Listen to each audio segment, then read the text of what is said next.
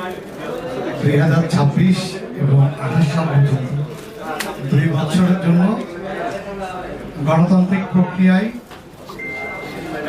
দীর্ঘদিন পরে হলো এই Rajshahi chamber of commerce and ইন্ডাস্ট্রিজের দ্বিবার্ষিকী যে নির্বাচন অনুষ্ঠিত হয়ে গেছে, সেই নির্বাচনে রাজশাহী প্রকৃত ব্যবসায়িক হিসেবে যারা আসলে যোগ্যতা এবং নিষ্ঠা যারা দায়িত্ব পালন করবে তিনাদেরকেই কিন্তু ব্যবসায়িকরা বেছে নিয়েছেন এবং এক ঝাঁক তরুণ উদীয়মান প্রবীণ নবীনের যে সমন্বয়ে চেম্বার অফ কমার্স ইন্ডাস্ট্রির যে কমিটিটি আজকে উপহার দিয়েছে ব্যবসায়িকরা, আমি রাজশাহী সিটি কর্পোরেশনের পক্ষ থেকে প্রথমেই তাদেরকে অনেক শুভেচ্ছা এবং অভিনন্দন জানাচ্ছি।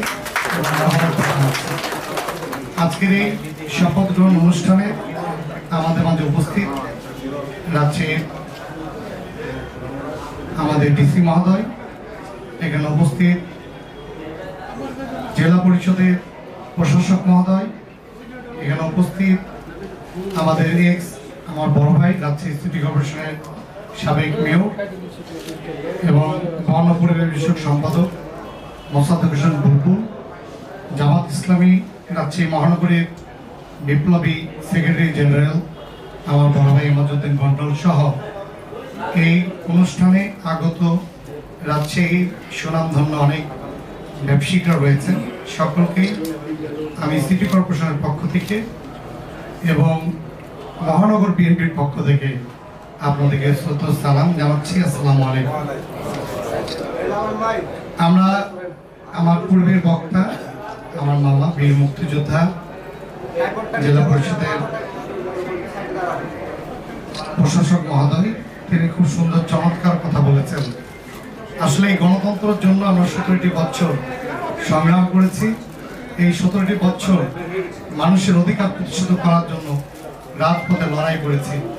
সেই লড়াইয়ের মধ্যে দিয়ে আজকে যে গণতন্ত্রের প্রক্রিয়া শুরু হয়েছে, এটি আমাদের যাত্রা যেন চলমান থাকে, সেটি আমি সবাইকে অনুরোধ করব যে আসুন আমরা বাংলাদেশকে নতুনভাবে নির্মাণ করার জন্য মাননীয় প্রধানমন্ত্রী জনাব তারেক রহমান যে উদ্দেশ্য নিয়ে, যে বাস্তবতা নিয়ে, যে প্ল্যান নিয়ে তিনি আগাচ্ছেন, আপনারা ইতিমধ্যে জানেন এই মাত্র 2 মাস এই সরকারের মেয়াদ, শুধু সময় আছে। মেয়াদ বলতে মানুষ বোঝাচ্ছে মানে 5 বছরে হয়নি, 2 বছরে আমরা হতাশার মতো সব ভুল ভ্রান্তি ধরনে ব্যস্ত হয়ে গেছে। আসলে আমরা বলতে চাই যে এই কমিটি যেমন 2 বছরের জন্য তিনাদেরকে নির্বাচিত করেছেন, এটি আমি ডিসি মহোদয়কে বলবো যদি সুযোগ থাকে একটি নির্বাচিত প্রতিনিধিকে 3-4 বছর মেয়াদ দেওয়া উচিত, যাতে একজন কেউ বসে কাজ করার মতো সমাধান তিনি যে আগিয়ে নেবেন, কি কর্মপন্থা করবেন, সেই সময়টাই প্রয়োজন হয়।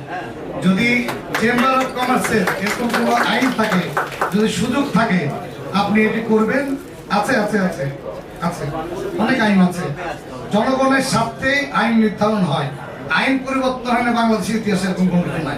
আমরা পরিবর্তন করতে চাই, নতুনভাবে বিনির্মাণ করতে চাই, আমরা যেটি ছিল সেটি নিয়ে আগাতে হবে, তার কোনো মানে নেই। আমাদেরকে সংশোধন যদি করার সুযোগ থাকে সেটি করতে হবে, একটি মানুষকে সুযোগ দিতে হবে। চেয়ার পেলেই শুধু দায়িত্ব হয় না, সেই চেয়ারের কর্মপন্থার জন্য তাকে সময় দিতে হবে। এই সময় যদি নির্ধারণ না করা হয় তাহলে আমার জানা মতে সেটি কখনো বাস্তবায়ন হতে পারে না, পারাপারি করে কখনো কাজ হয় না। আমাদের সময়ের প্রয়োজন।